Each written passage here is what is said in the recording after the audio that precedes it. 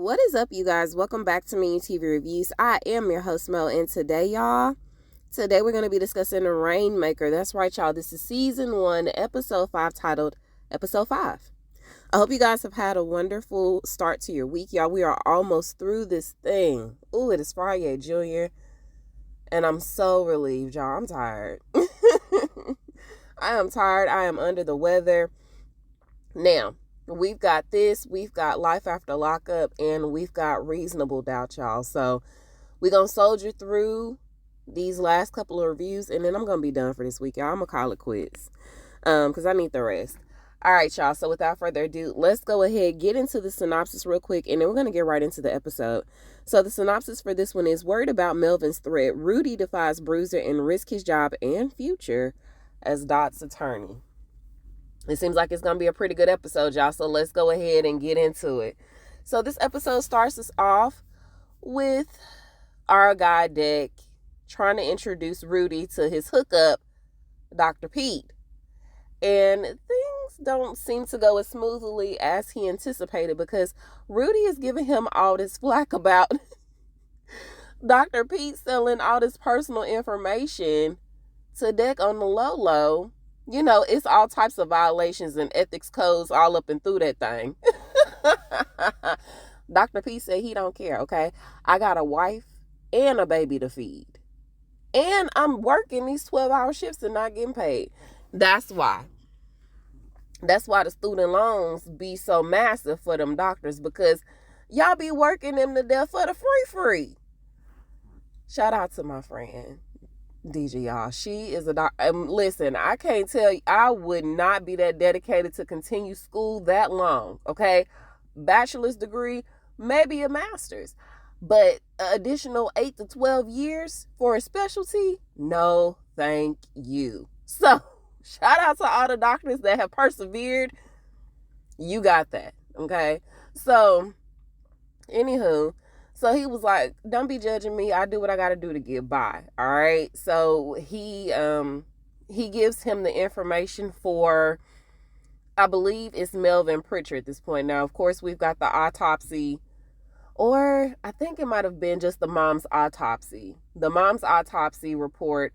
And when I think he tried to get the information on Melvin Pritchard's personal file, like his work file, he said he couldn't get that for him. Now, we know that he can't do it, because if he tries to pull the personal information, it's going to flag him and he's going to get in trouble immediately. So he has a guy that can tap in for him, and, you know, he got to pay him, he got to throw him a little something too, and also collect his just dues. Okay. So they end up getting a file, and Dr. P, he sort of kind of has a sour taste in his mouth about Rudy, but that's okay. As long as y'all keep paying me my money, y'all can continue to come back, and I'll just completely try to ignore him while he's here. So they get their information. Meanwhile, as they're finna get ready to walk off, Rudy ends up spotting Cliff. Now, y'all remember, Cliff is the abusive husband. So he spots Cliff walking into the hospital, and he starts to follow him. Well, he ends up following him all the way to the second floor to realize that he done put his girl in the hospital. Now, I figured that was going to be the end result based off how the last episode ended, but it's now confirmed. And Rudy is pissed. And so Deck is like, hey, man, you know, what's the end goal here? Because, I mean, she is not available. She's married. I mean, you know, what are you trying to achieve here? And he was like, I don't know. You know, she just needs some sort of justice, right? But if she's not willing to leave, if she's not ready to leave, if she can't leave, then it's only so much that Rudy can do. So he's still stuck between a rock and a hard place at this point. Now, over to Sarah. Sarah is anxiously waiting on the results for the bar exam.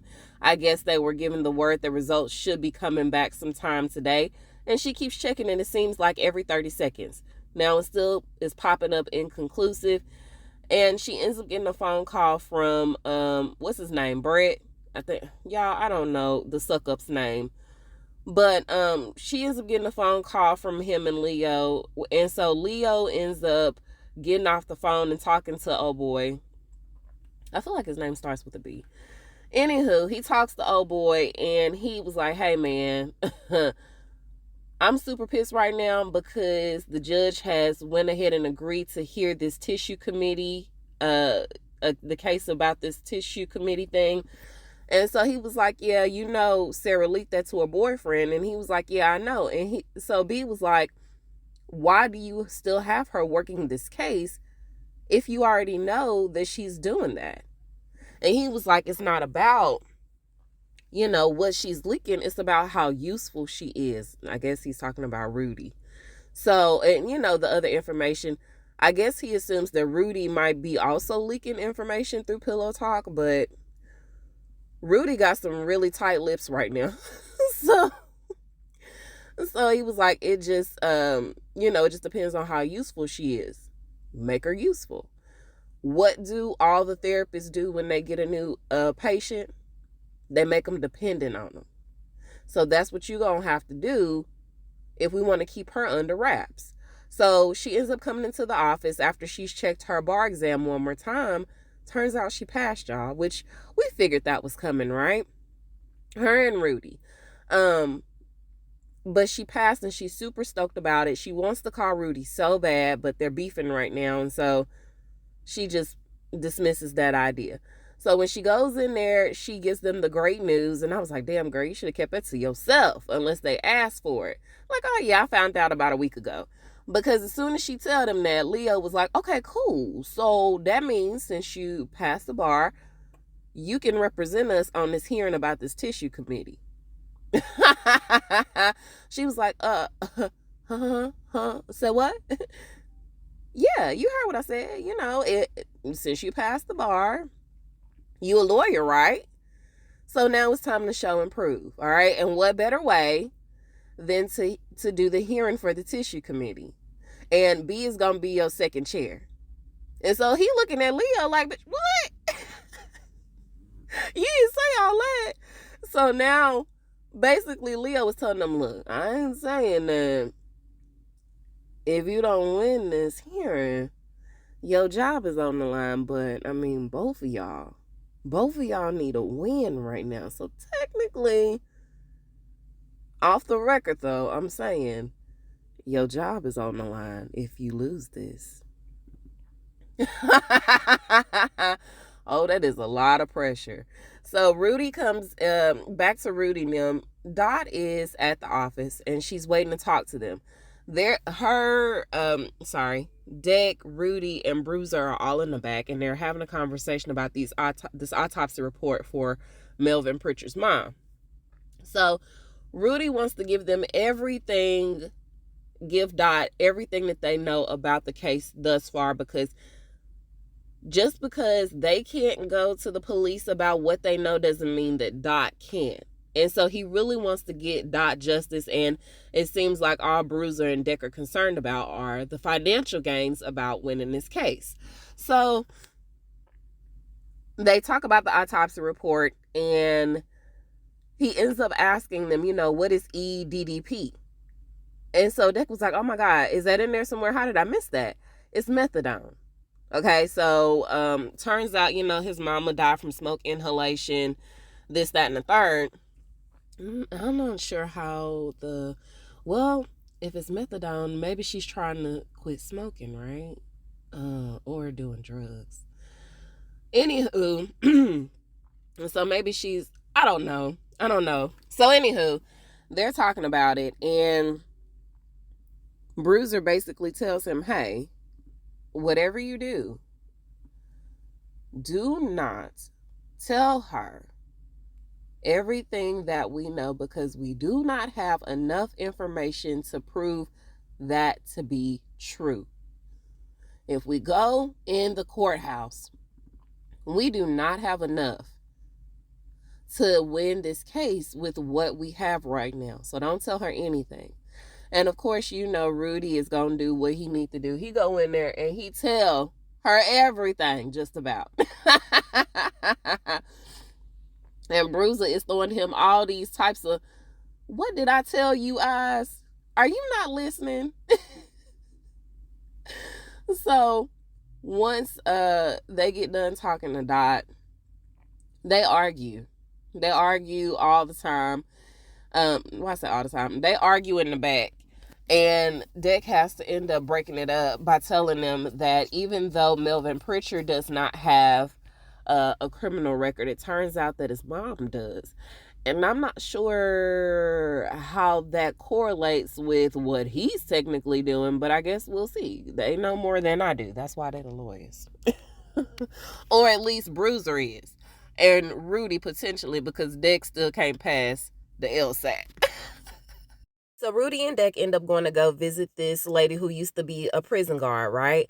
And she's currently combing head lice out of this little girl's hair. Okay. Now the little girl got the headphones on, and before they get into all these sensitive topics, they want to make sure that she can't hear them. So Deck, being the immature guy that he is, he tells her, that Santa Claus ain't real and all those things. Okay. But your parents buy you the gifts anyway. So once it's confirmed, she can't hear him. They end up asking her about Melvin Pritchard's mom, Mrs. Pritchard. I don't remember her first name, y'all. It's something I can't pronounce. So she was like, oh, I don't remember that name. So then they show her a picture of when she was younger. She was like, oh, yeah, I remember her. It'll be hard to forget her. Apparently, y'all, she got locked up while she was addicted to heroin. And on top of that, she was pregnant. So she delivered Melvin while she was incarcerated, and he was addicted to heroin because of her. So she ended up also telling them that he developed, or he was born with, a breathing condition. Okay, so that might be why that oxygen use is needed when he gets into like these stress-induced situations. So she ended up asking, what happened with him. And Rudy was like, oh, he became a nurse. And she was like, oh, good for him. And I was like, girl, speaking of nurses, he is actually meeting with his bail bondsman sponsor. I don't know who that guy is, okay? But he's big and buff. He looked like he's supposed to be in the gym, or he's on his way to the gym after this meeting. But as he's asking him these questions, he keeps displaying this uncomfortableness about himself, more specifically towards his arm when he moves it, right? So Melvin was like, you should go ahead and get that looked at. You should let me fix that. And he was like, what are you talking about? And he was like, your arm is dislocated. And so he ends up popping it back in place for him. And he goes on about his way. All right. I guess he was just checking to make sure Melvin wasn't getting into no trouble since the last time they met up, so his bail wouldn't be revoked. So after he's getting ready to leave, y'all, he's at his car and he pops the trunk. Y'all know that Jackie is still in the trunk, okay? He take her everywhere he go. And he opens up the trunk to check on her because she's screaming and hollering. And just as he opens up the trunk, y'all, here comes the guy in his car, but now he's far away, so you can't really see him too great. And he was like, man, thank you for popping my shoulder back in place. He was like, oh, ain't no biggie, whatever. So then he stops to listen because Melvin had hurried up and closed the trunk, and y'all, Jackie is screaming her head off. Poor Jackie. And he was like, you hear that? He was like, hear what? So then, just by chance, by Melvin's luck, this guy comes out with all of these glass bottles and all that to recycle, right? So he was like, oh, they're just recycling. So the dude was like, and he went on about his way. So then he pops the trunk back open, and Jackie's like, I gotta pee. You ain't gonna like me if I pee on myself. So they end up going back into the diner, and she happens to notice that one of the, at this booth nearby, one of the girls got her phone, like, at the very end of the table. So she manages to swipe the phone while she goes to the bathroom, and so she's trying to make all these phone calls. Now, of course, the first call is to 911. Well, they put her on hold. Y'all, I had heard a while ago that when you call 911, and I know that this was a topic on Only Murders in the Building last season, but for real, in real life, in Georgia, y'all, in Atlanta, I think the wait is like 45 minutes. Sometimes. So, anywho, she tried to call 911. 911 said, girl, hold on. Please hold for the next available representative. She hung up. She ended up calling her ex. He didn't answer. And I guess she didn't leave a voicemail. So then she called his wife, who despises her so much. And she is the only one that picks up the phone. But she ain't trying to hear what Jackie's talking about because she like, girl, he married me.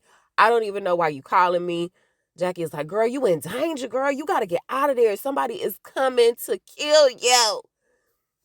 And she was like, girl, I ain't in danger. Ain't nobody coming. Get off my phone. This codependency thing that you got going on is beyond ridiculous at this point. This is insanity. She hang up on her. Don't say she didn't try to warn you, okay? So she ends up managing to get rid of the phone in the bathroom. So maybe they can track it down later, all right? At least have an idea of where they've been. Y'all, Melvin is about ready to end her. Now, I guess he's sparing her for now because they still got to go get that file, okay? So then we go back to Sarah. Sarah and B are talking, and he finally just confronts her about letting it slip to Rudy about the tissue committee. And so, she was asking, why is he giving me such a big case? This is so important. I don't understand why he's letting me do this when I literally just passed the bar. And he was like, well, it is what it is at this point. We know that you gave that information to Rudy, but we know that it was an accident.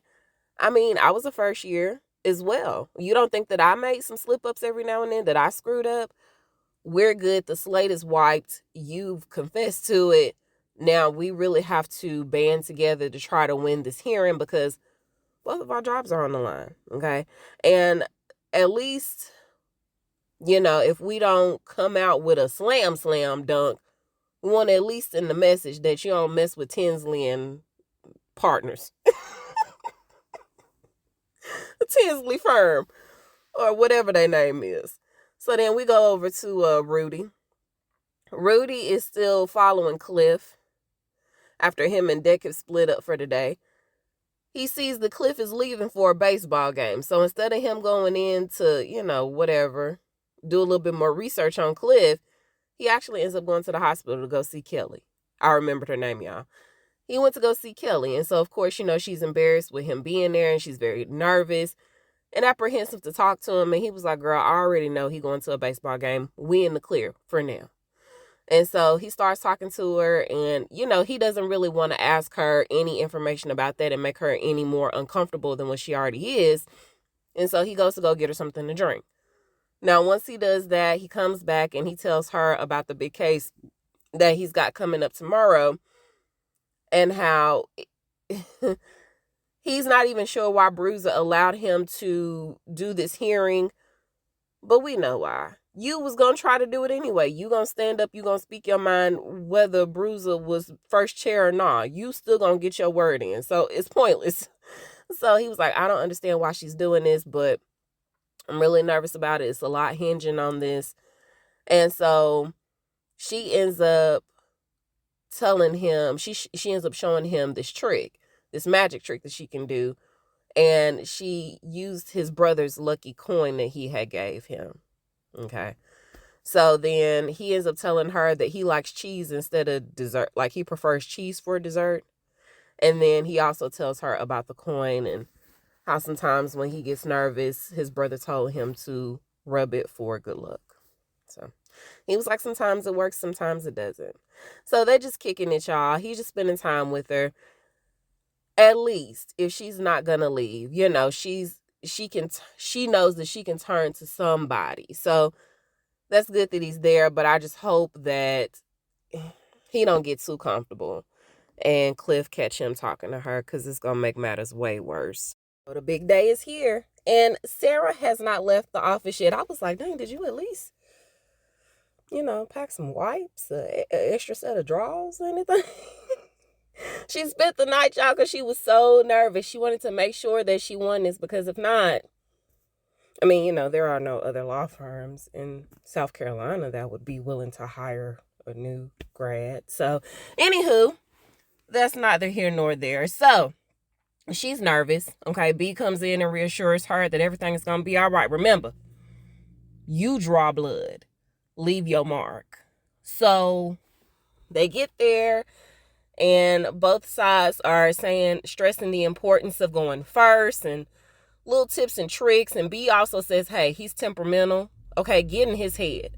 Now, before they go in there, she had looked one more time to see if Rudy had gotten his results for his bar exam. He hadn't gotten his results yet. They're unavailable. So she ends up telling him, because he was like, oh, you what you doing here? And she was like, oh, I'm arguing this case. And he was like, oh, that's good news. Congratulations. She was like, yeah, I'm just so excited, because I got the news that I passed the bar. And he was like, oh, you did? And she was like, yeah, everybody else did. You didn't? I was like, oh, girl. The mental war games have started.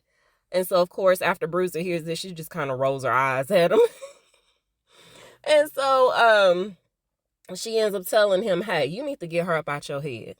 Okay? Stick to the plan. Don't overdo it. The judge has a son. Make sure you utilize that. Okay? If all else fails, use that to your advantage. So then they get in there, and Rudy does go first, but then she objects by saying that whatever the law is has been amended to now include nurses and not just doctors from whatever, being punished or, being reviewed by peers or whatever the case may be, right? Law jargon that I'm not familiar with. And so the judge was like, all right. Now, Rudy clearly sees that this is a point for Sarah, and he don't really have nothing else to go with that. And so, Sarah wins the case. But before we get to that part of it, Rudy does exactly what Bruiser told him not to do. And that's reveal their entire plot to their case. Okay? He ends up saying that they've got an eyewitness who saw Melvin slip something in the IV bag. And of course, we know that this is going to be his roommate that was there who was under anesthesia. And so Bruce is like, oh my God, strike everything that man just said. We don't have no other, arguments that we want to contribute to this hearing. Just let it go. Let's just take the L, okay? Just take the one fat I and just go on. So Sarah and B are stoked. Do you hear me? And so he was like, see, I told you. All you had to do was get in his head. It did feel good, didn't it? I know that's your man and all, but didn't it feel good? And she was like, yeah, it did feel kind of good to do that, to get that win. And of course, y'all, they start getting close, and they look like they about to have a moment. I was like, oh, so both of y'all creeping? Okay, Sarah, okay. So as soon as they look like they're about to kiss, y'all, the janitor come in. Excuse me, I gotta mop this floor in here. I got work to do. So over to Jackie, y'all. Jackie is being escorted to her ex's house by Melvin because according to her, this is where the file is. It's in a can, in a coffee can or something like that, a tin can in the shed. It was there, okay? So they go in, and she's looking all around. And I was like, oh, girl, you got all of these different weapons available at your dispense. Girl, utilize it. So she looks in the can that she swore up and down the USB jump drive was in. It's not there. And so she's telling him, it was there. I swear it was there. Somebody must have moved it. It's cans all around this place. Let's look around. So he's getting frustrated. So she ends up kicking him and knocking him to the floor. And I was like, girl, grab something and just yum upside his head real quick. But no, she didn't do that. Instead, she took off running, and she's trying to get Amber's attention, the new wife. Okay, so she's running all around the house. Now, Amber don't realize that, sometimes you have to make sure that you're paying attention to your surroundings.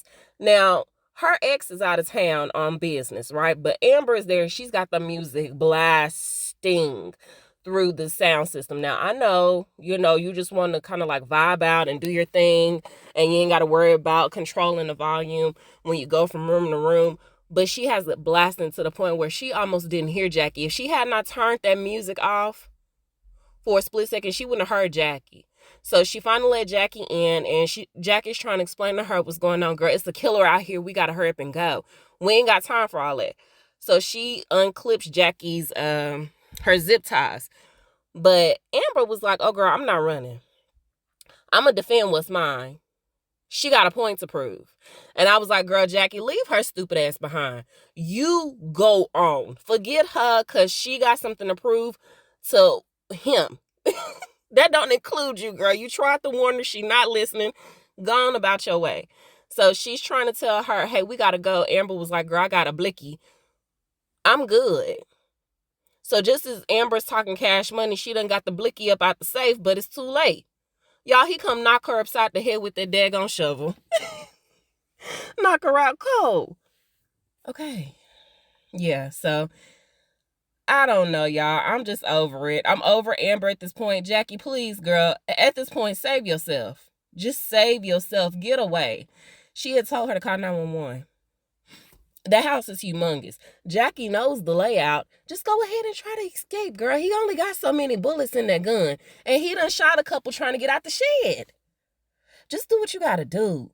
So Deck ends up going to go meet Rudy at the bar. And of course, Rudy is feeling real down on himself because, he lost his hearing. What else can you do at this point? Now we got to figure out how we going to make this still work for the client.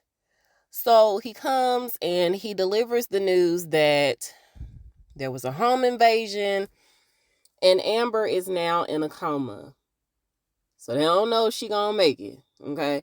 So Rudy was like, oh man, we need to go to the police. See, if we would have went to the police 2 days ago, then this wouldn't even happen. We got a serial killer out there on the loose. We don't know for sure that it's him. It wasn't medicine that was injected. And he was like, yeah, but we know this is him. All of this stuff is related. We can't prove it. And besides, we don't want to just get justice for whatever happened to Amber. We want to get justice for Dot. The hospital knew what he was doing and decided to turn their head to his maliciousness. So let's get this win for all of them, okay?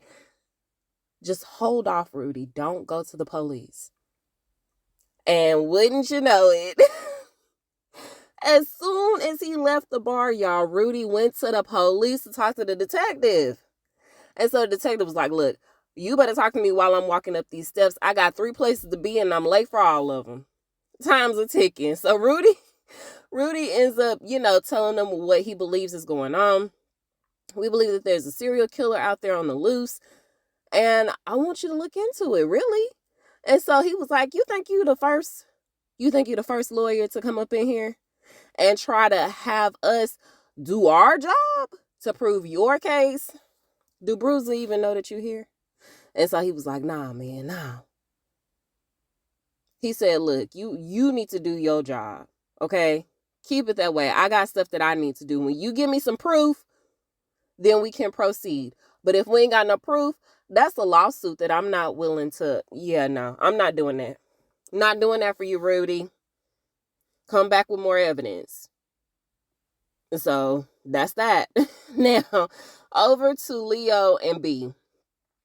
Leo is talking to B about possibly bringing Sarah in a little bit more into the firm. Maybe potential partner, maybe, right up under B, whatever. I don't know the legal jargon. So B was like, she did a good job yesterday, but I think we may be jumping the gun with that one. She ain't ready. Okay, we clearly know that she's leaking information to Rudy. Who's to say that she won't do that again? And honestly, I think he has feelings for her. But of course, it's hands off for now because she does have a boyfriend. But I feel like, Sarah, it might be turning Leo's head just a little bit. He might be feeling a little intimidated. I can't be the only one that's looking at her. So he was like, no, I don't think that that's a good idea. And he was like, oh, I mean, you got her out of this jam. Who's to say you wouldn't be able to get her out of another one? See, that's why I want you to stick close to her. That could present problems later on. And so he was like, well, you know she gonna be asking questions. Because, I mean, that was stuff that was leaked there. Clearly, they know a lot more than what they're supposed to. What if she finds religion? What if she gains a moral compass? A moral conscience. Compass. That too. But he was like, yeah, no. We'll just have to see. I ain't talking about right now, but it's just something to consider. Okay, B. All right. So then Rudy gets a phone call to meet Bruiser at the office. And he comes in and he's like, oh, where's Deck? And he was like, she said he ain't here. All right, have a seat. So she was like, you got something you want to say to me? I.e. apology. And he was like, yeah, my bad for yesterday. I jumped the gun. I got a little hot-headed.